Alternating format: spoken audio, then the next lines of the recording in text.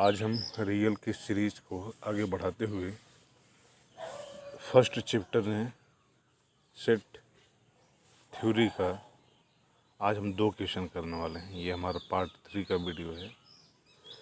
ये 2 क्वेश्चन, एक क्वेश्चन सन 2016 में और एक क्वेश्चन सन 2015 में CSIR नेट में पूछा गया है।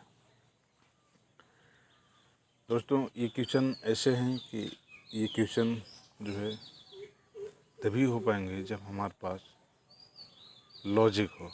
जिस लॉजिक के ऊपर ये क्वेश्चन बने हुए हैं वो सभी लॉजिक हमारे पास होने चाहिए, तभी इस टाइप के क्वेश्चन हम कर पाते हैं। और जैसा कि हमने नोट किया है, आजकल CSIR नेट में जो भी चैप्टर 1 से क्वेश्चन पूछे जा रहे हैं वो इसी टाइप के क्वेश्चन पूछे जा रहे हैं। खास करके जो पहला क्वेश्चन है हमारा, जो सन 2016 में जो कि डिस्प्ले पे आप देख रहे हैं, ऐसा क्वेश्चन ज़्यादा पूछा जा रहा है जिसमें लॉजिक की ज़रूरत है।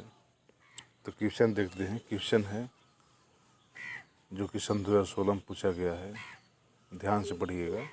Late A and B are infinite set. 2 set दिया है जो इनफाइनाइट है। Let F from A to B be the map, एक मैप है, such that the collection of pre image of any non empty subset of B is non empty. इसका मतलब कि इसका प्री इमेज का जो भी कलेक्शन है वो नॉन इम्पटी है हर सेट का। Then choose the incorrect option choose करना है हमको। और ख़ास कर से एग्ज़ाम में ऐसे ही हमसे गलतियां हो जाती हैं कि कहता है इनकरेक्ट चूज करने के लिए और हम करेक्ट चूज करके आ जाते हैं। तो यहाँ ध्यान से देखिएगा कि कहा है कि then choose the incorrect option. पहला है if A is countable then B is countable. Such F is always onto. A and B are similar. B may be countable even if A is not countable. यानी A और B की accountability के बारे में हमको discuss करना है। तो इसका मतलब ये है कि ये क्वेश्चन ऐसा कह रहा है कि हमें A और B में के काउंटेबिलिटी में रिलेशन मिलेगा यहाँ से, और वहाँ से हम फिर A और B काउंटेबिलिटी के बारे में बात कर सकते हैं। तो वो रिलेशन निकालने के लिए इस क्वेश्चन का यूज़ करना है, और इस क्वेश्चन का यूज़ हम तभी कर सकते हैं जब ये लॉजिक हमको पता हो। तो आइए इस क्वेश्चन को देखते हैं कैसे सॉल्व करना है।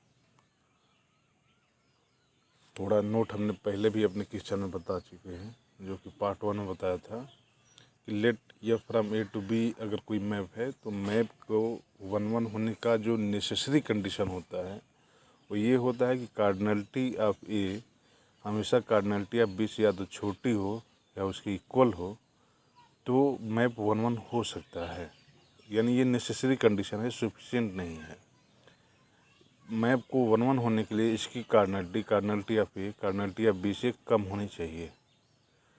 और उस समय जिस समय cardinality of A less than cardinality of B होगी, उस समय कोई ऑनटू मैप एग्जिस्ट नहीं करेगा A से B में।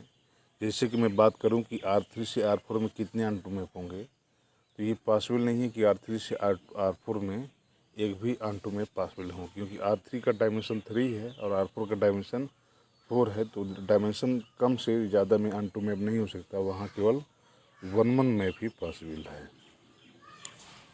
दूसरा नोट है कि if cardinality of A greater than or equal to cardinality of A then F में भी ऑनटू। ये नेसेसरी कंडीशन है कि F को ऑनटू होने के लिए cardinality of A cardinality of B से बड़ी या इक्वल होनी चाहिए, और उस समय कोई 1-1 मैप नहीं एग्जिस्ट करेगा। जिस समय cardinality of A greater then cardinality of B होगा, उस समय कोई 1-1 मैप एग्जिस्ट नहीं करेगा।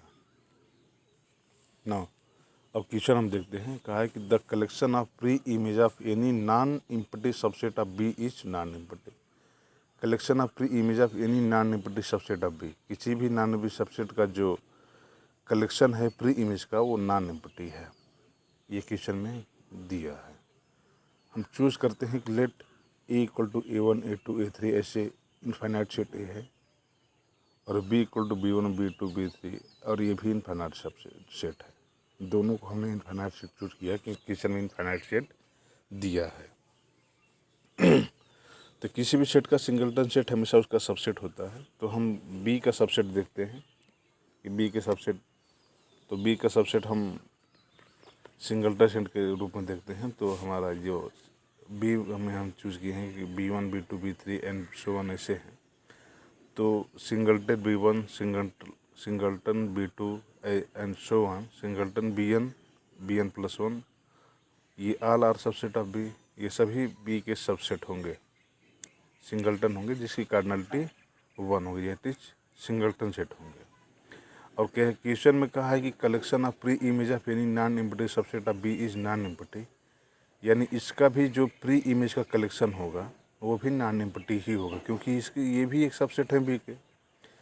तो प्री इमेज मतलब inverse image, that is F inverse B1 और F inverse B2, F inverse B3 and F inverse BN, ये इसके प्री इमेज होंगे B1 B2 BN के। अब ये कहा है कि नॉन एम्प्टी हैं, तो इसका मतलब हो गया कि there must exist A1 A2 and AN in a such that F inverse B1 equal to A1, F inverse B2 equal to A2 and so on, यानी हर पॉइंट का इमेज का, हर पॉइंट का एक एक ये पॉइंट मिलेगा कि ये कंडीशन होल्ड करे। कम से कम एक मिलेगा, अधिक भी मिल सकते हैं क्योंकि नॉन एम्प्टी का है। और जो ही inverse image of a set या किसी पॉइंट का इमेज मिलता है, तो इसका मतलब ये हो गया कि for all B belong to B के सभी एलिमेंट के लिए ए में हमको ऐसे एलिमेंट मिल जाते हैं कि F of A equal to B, यानी एफ इनवर्स बी कंटेन हो जाएगा ए में। इसका मतलब एफ क्या हो गया, अनटू मैप हो गया हमारा। ये अनटू का यही कंडीशन है कि बी के सभी एलिमेंट के लिए ए में ऐसे एलिमेंट मिल जाएं जिनका इमेज वो बी का एलिमेंट हो जाए, यानी बी का कोई भी एलिमेंट खाली ना हो, तो उसको कहते हैं अनटू मैप।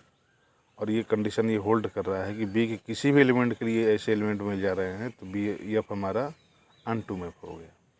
और एफ जैसे ही हमारा अनटू मैप हो गया, तो हमको cardinality of F cardinality of B में रिलेशन मिल जाते हैं, जो कि रिलेशन इस टाइप होंगे कि 10 F from A to B is countable is onto map. तो इसका मतलब ये हो गया कि कार्डिनलिटी ऑफ ए हमेशा greater than or equal to cardinality of B. अब ये रिलेशन हो गया, इस रिलेशन के यूज़ करके हमको ऑप्शन को डिस्कार्ड करना है। तो पहला ऑप्शन हम देखते हैं जिसमें कहा है कि if A is countable then B is countable. ये ट्रू ऑप्शन है, बिल्कुल आप देख सकते हैं। Cardinality of A cardinality of B से या तो बड़ी या तो छोटी है। और ए इज़ काउंटेबल, जब ए काउंटेबल है हमारा, तो ए सिमिलर होगा नेचुरल नंबर के, या ए फाइनाइट सेट होगा। ए इज़ काउंटेबल, तो या तो ए फाइनाइट होगा या तो सिमिलर होगा नेचुरल नंबर के। तो इसकी कार्डिनलिटी मैक्सिमम 11 नॉट हो सकती है, यानी नेचुरल नंबर के बराबर या उससे कम होगी। और cardinality of B less than cardinality of A है, यानी cardinality of B less than cardinality of A, और ये cardinality of less than or equal 11 naught. इसका मतलब cardinality of B less than or equal to 11 naught. जब ये भी 11 not से कम हो गया, तो इसका मतलब या तो बी फाइनाइट होगा या बी सिमिलर होगा नेचुरल नंबर के, देन बी इज़ काउंटेबल। तो ये ऑप्शन हमारा ट्रू ऑप्शन है, लेकिन हमको चूज़ करना है इनकरेक्ट, यानी ये करेक्ट है तो ये हम चूज़ नहीं करेंगे। अब हम बी ऑप्शन देखते हैं। सच एफ इज ऑलवेज अनटू, बिल्कुल करेक्ट है, क्योंकि हमने ऊपर अभी देखा है कि एफ ये अनटू में हो जा रहा है। तो ये हमारा ये भी करेक्ट ऑप्शन है। ध्यान रखिए हमको इनकरेक्ट चूज़ करना है, तो इसको भी चूज़ नहीं करेंगे। अब सी ऑप्शन है हमारा A and B are similar. ये ऑप्शन हमारा गलत है, क्योंकि हमने ये देखा है कि ये अनटू मैप है, तो cardinality of A greater than or equal to cardinality of B है। तो ए और बी सिमिलर हो भी सकते हैं और सिमिलर नहीं भी हो सकते हैं, जैसा कि हमने एग्जांपल में दिया है कि अगर हम ए एंड बी, यहाँ तो दो कंडीशन हैं, एक इक्वल होगा एक बड़ा होगा। इक्वल केस में एक सिमिलर हो जाएंगे, लेकिन जो ही ये बड़ा होगा तो वहाँ कुछ नहीं कह सकते। जैसा कि हमने एग्जांपल लिया है कि ए को हमने रियल नंबर ले लिया है, बी को रेशनल नंबर, एंड डिफाइंड क्या है, a map F from R to Q such that F of A equal to A if A belong to Q, और 0 if A belong to Q C, यानी Q complement, यानी irrational number. यानी function हमारा A value देगा। Identity map तब होगा जब ए Q का हो, और 0 जब हो जाएगा जब ए इरेशनल नंबर हो। तो ये मैप हमेशा हमारा अनटू होगा। बिल्कुल आपको दिख रहा है, क्लियर है ये। और ये अनटू होता है ये तो अनटू हो गया, पर यहाँ हम देख रहे हैं कि ए हमारा अनकाउंटेबल है और बी हमारा काउंटेबल है। तो ए और बी आपस में सिमिलर नहीं है, तो इसलिए ये हमारा सी ऑप्शन जो है, A and B are similar, is incorrect. हमेशा सही नहीं होगा, हो भी सकता है, नहीं भी हो सकता है। The C is always not true, ये ऑलवेज सही नहीं होगा, केस में सही होगा कि इक्वल हम ले लेते तब। तो हमको इनकरेक्ट चूज़ करना है, तो सी ऑप्शन को हम चूज़ करेंगे। अब हम डी देखते हैं कि बी में B countable even if A is not countable. B में B countable even if A is, यानी बी काउंटेबल हो सकता है जबकि ए काउंटेबल ना भी हो। तो ये भी करेक्ट ऑप्शन है, बिल्कुल हम देख सकते हैं यहाँ से। Since cardinality of A greater than और equal to cardinality of B, तो यहाँ से अभी हमने एग्जाम्पल में देखा कि ए हमारा अनकाउंटेबल था जब हमारा बी काउंटेबल था। यानी बी में भी countable even A is not countable, A के न काउंटेबल होने पर भी बी काउंटेबल हो सकता है। ऊपर का एग्जाम्पल हम देख लेते हैं। A equal to R, B equal to Q लिए हैं, तो ए हमारा अनकाउंटेबल है और बी हमारा काउंटेबल सेट है और ये हमारा अनटू मैप है। तो ये भी करेक्ट ऑप्शन होगा। A are uncountable, B countable, तो ये हमारा करेक्ट ऑप्शन होगा। So option C is correct. Option C correct क्यों है? क्योंकि हमको इनकरेक्ट चूज करना है, इसलिए ऑप्शन सी हम चूज करेंगे अकॉर्डिंग एज क्वेश्चन। तो ये क्वेश्चन हो गया दोस्तों। अब हम अगले क्वेश्चन पहुंचते हैं, जो कि सन 2017 में पूछा गया है। ये भी क्वेश्चन एक लॉजिक में है। जैसे इसमें लॉजिक था इनवर्स इमेज या pre image of any non empty subset of B is non empty, ऐसे इसमें भी तो अनटू में हो गया था।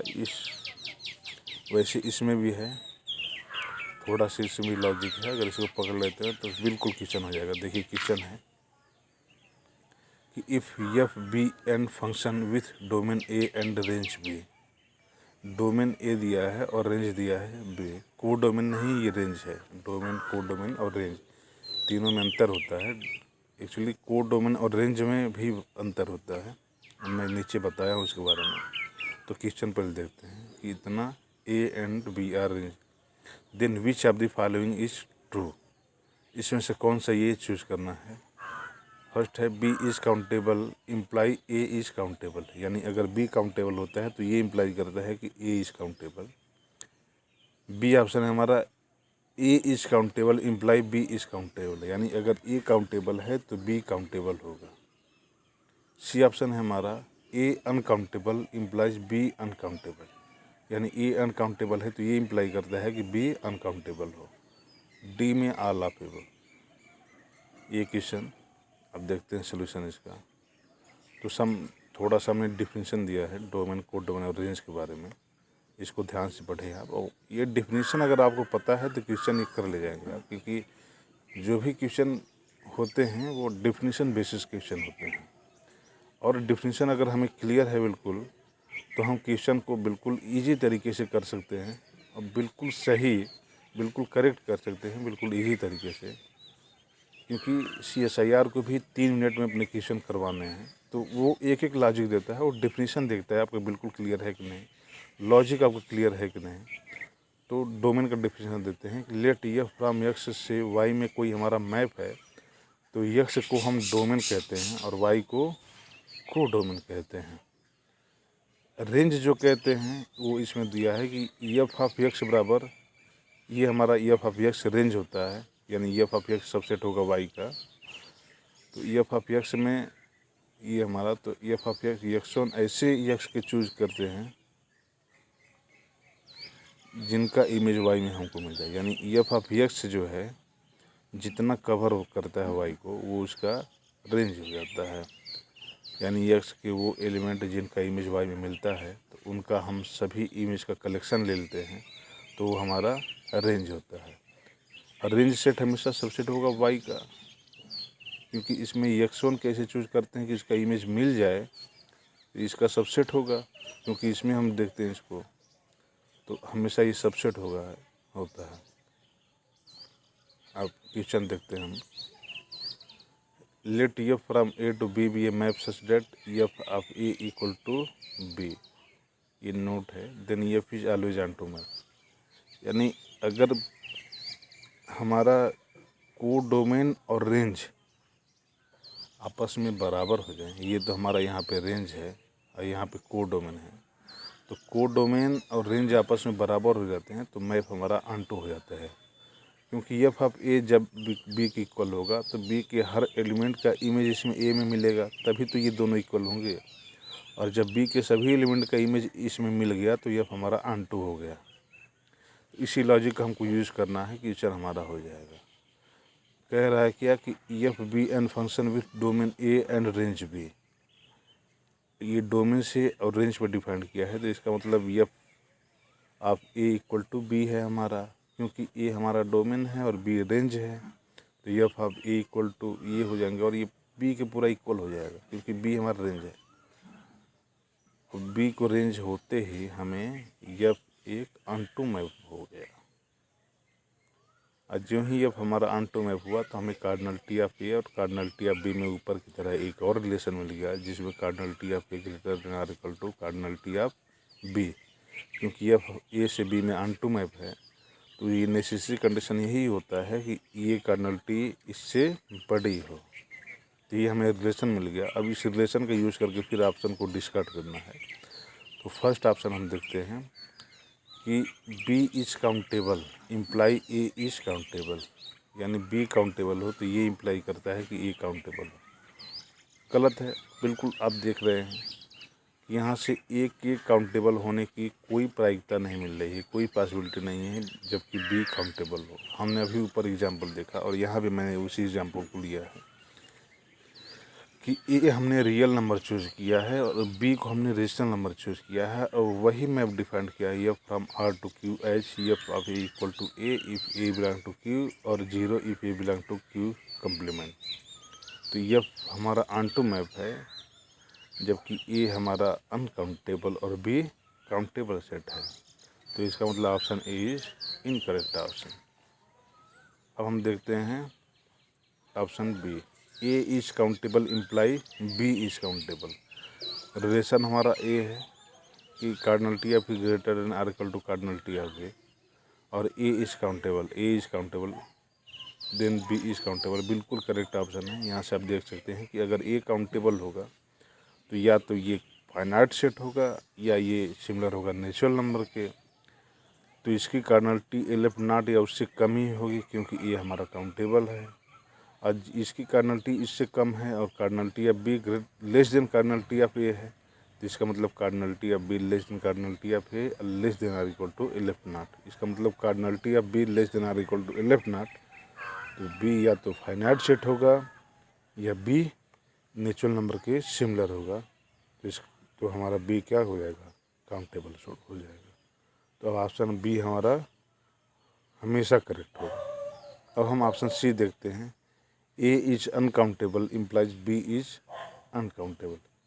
ये भी हमारा इनकरेक्ट ऑप्शन है, क्योंकि अभी हमने एग्जांपल लिया ऊपर कि ए हमारा अनकाउंटेबल था जबकि बी हमारा काउंटेबल था, तो ये भी हमारा गलत ऑप्शन है। इसमें मैं एग्जांपल वही फिर लिया हूँ कि F from R to Q ये हमारा मैप है, then F is onto, F हमारा ऑनटू मैप है, और ए हमारा अनकाउंटेबल है जबकि बी काउंटेबल है। और इसमें कहा है कि A is uncountable imply B is uncountable, ये भी रॉन्ग ऑप्शन है, क्योंकि हमको एक एग्जांपल है मेरे पास कि ये ऐसी कोई पॉसिबिलिटी नहीं है। इसका मतलब हमारा सी ऑप्शन इसमें करेक्ट है। थैंक यू दोस्तों। अगर वीडियो आपको अच्छा लगा हो तो प्लीज़ शेयर करें और चैनल को सब्सक्राइब करें और अपने दोस्तों को भी बताएं। Thank you.